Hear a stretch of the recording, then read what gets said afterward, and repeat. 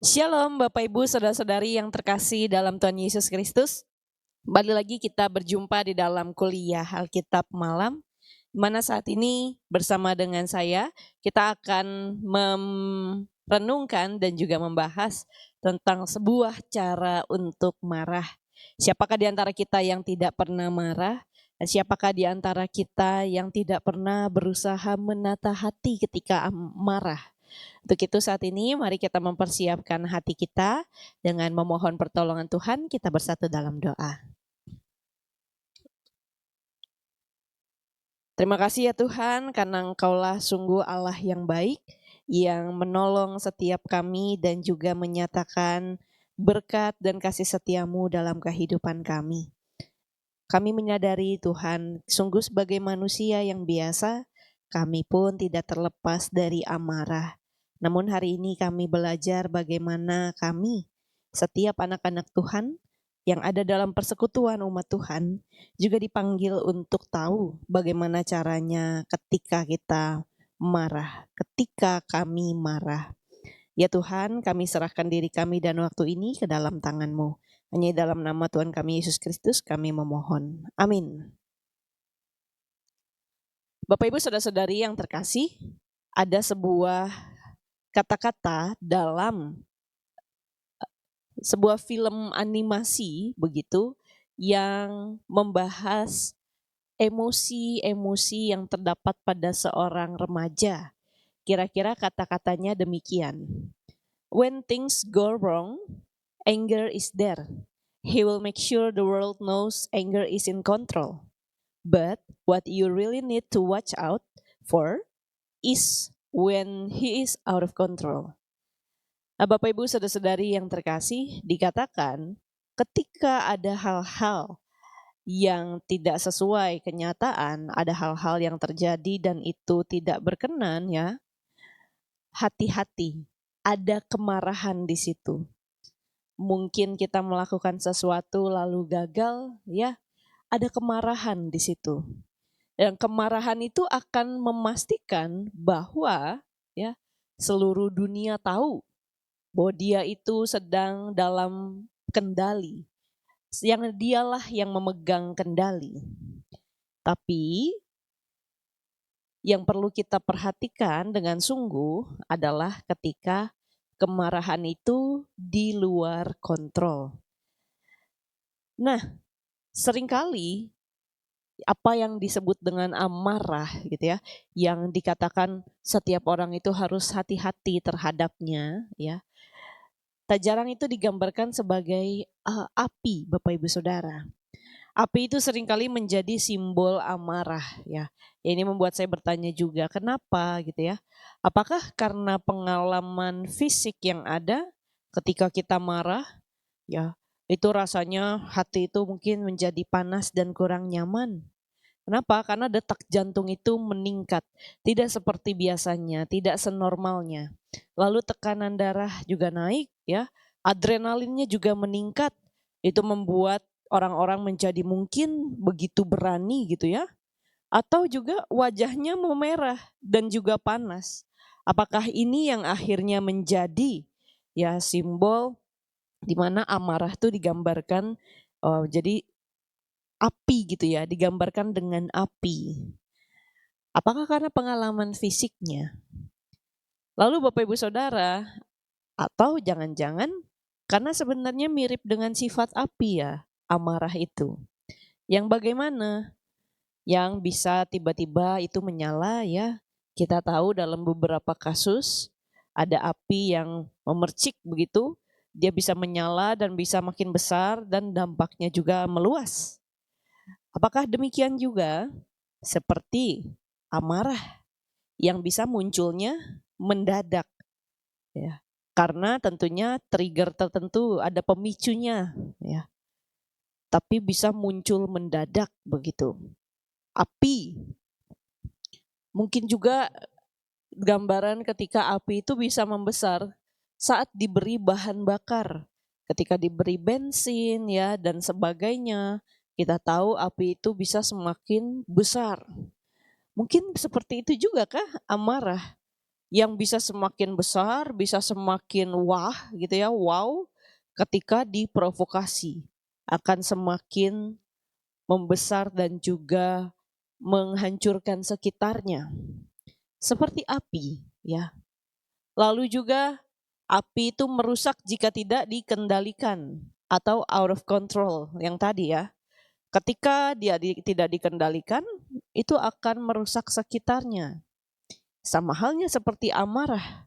Kalau amarah itu tidak terkendali, dia juga siap untuk merusak apapun yang ada di depannya dan juga di sekitarnya, termasuk bahkan hubungan, relasi satu dengan yang lain.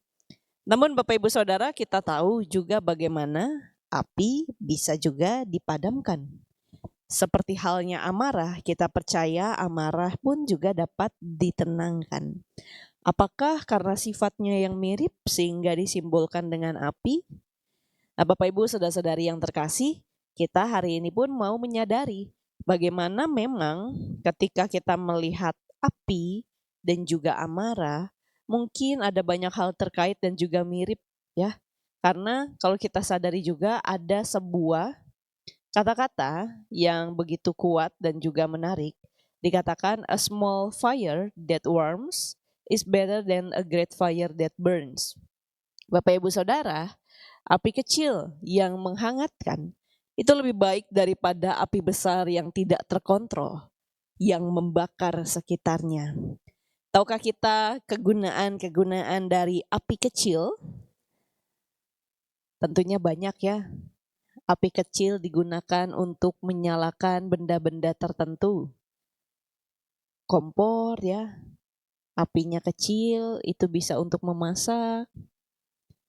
Lalu korek api bisa untuk menerangi, untuk menyalakan hal-hal tertentu, barang-barang tertentu ya. A small fire, api-api yang kecil itu sangat menolong kehidupan manusia. Karena sungguh dibutuhkan api-api kecil itu yang dampaknya pas menghangatkan ya, tidak membakar. Bapak Ibu Saudara, demikian jugalah amarah dalam kehidupan kita. Bahwa amarah yang tepat sesuai pada porsinya, amarah yang memang tepat begitu dinyatakan pada waktunya dan juga kondisinya, itu sesungguhnya juga bermanfaat dan juga pas. Karena amarah yang tidak terkontrol seperti api yang juga tidak terkontrol bisa menghancurkan dan membakar sekitarnya. Bapak Ibu Saudara-saudari yang terkasih, untuk itulah hari ini kita akan merenungkan sebuah surat dari Paulus kepada jemaat di Efesus pasal yang keempat ayat 26 sampai dengan 27. Dinyatakan demikian. Apabila kamu menjadi marah, janganlah kamu berbuat dosa. Janganlah matahari terbenam sebelum padam amarahmu. Dan janganlah beri kesempatan kepada iblis. Hari ini kita melihat surat Paulus untuk jemaat di Efesus, di mana surat ini ditujukan untuk jemaat Efesus, begitu, yang diharapkan hidup sebagai tubuh Kristus. Pada saat itu mereka ada dalam konteks kehidupan di mana tantangan mereka sebagai pengikut-pengikut Kristus adalah dengan orang-orang yang percaya pada dewi-dewi lainnya, dewa-dewi lain, begitu. Padahal mereka semua diharapkan bisa menjadi pribadi-pribadi yang satu tubuh. Inilah akhirnya pesan yang disampaikan oleh Paulus. Untuk menghadapi tantangan-tantangan yang ada, mereka diharapkan bisa bersatu, saling mendukung, saling melayani sebagai satu tubuh Kristus dalam persekutuan umat Allah. Merekalah tubuh Kristus dan Yesuslah kepalanya. Kristus itu sendirilah kepala yang memimpin kehidupan umat dan juga jemaat. Dan sebagai umat yang sudah mengenal Kristus, sebagai orang-orang yang tadinya kehidup dalam kegelapan dan sudah mengenal terang, tentunya diharapkan mereka pun mengalami perubahan yang baru atau menjadi manusia yang baru. Kalau tadinya ada dalam kegelapan, sekarang ada dalam terang. Kalau tadinya kehidupannya dalam dosa, sekarang kehidupannya dalam kasih Kristus. Ya. Tapi tidak bisa dipungkiri Bapak Ibu Saudara, bahwa hidup bersama dengan umat ya, bersama dengan orang-orang manusia yang lain sebagai tubuh Kristus, tentunya memungkinkan pergesekan dan juga timbulnya konflik, dan ini juga bisa menimbulkan amarah. Bapak Ibu Saudara-saudari yang terkasih, jangan sampai dikatakan oleh Paulus, jangan sampai amarah itu berwujud dalam bentuk dosa yang lain. Ketika kita mendapatkan dan juga melihat pesan Paulus kepada umat di Efesus, kita pun menyadari bagaimana manusia tidak lepas dari amarah. Tapi jangan sampai amarah itu berwujud lagi, berlanjut dalam bentuk dosa yang lain. Bapak Ibu Saudara, apa saja bentuk dosanya dalam kehidupan kita? Itu bisa berupa mungkin kata-kata yang selanjutnya akan kita sesali, ya, kata-kata yang juga tidak berkenan, yang kita keluarkan dalam keadaan begitu emosi, amarahnya memuncak, meluap, sampai akhirnya kata-kata tersebut akan kita sesali di kemudian hari. Atau mungkin juga berupa perbuatan yang kasar, yang jahat, dan juga dendam. Bapak Ibu Saudara, itulah bentuk dosa. Dan ketika kita marah, kita dikatakan janganlah sampai kita berbuat dosa. Beberapa ahli juga menyatakan bagaimana caranya ketika kita marah, bagaimana cara kita menata hati kita untuk apa? Mengurangi dampak destruktif dari kemarahan tersebut. Caranya adalah ketika kita marah, sebelum kita mengeluarkan apapun kata-kata dan perbuatan, ya tahan nafaslah sampai 10 detik dihitung. Baru setelah itu bisa disampaikan. Karena itu akan menolong untuk mengurangi kemarahan kita.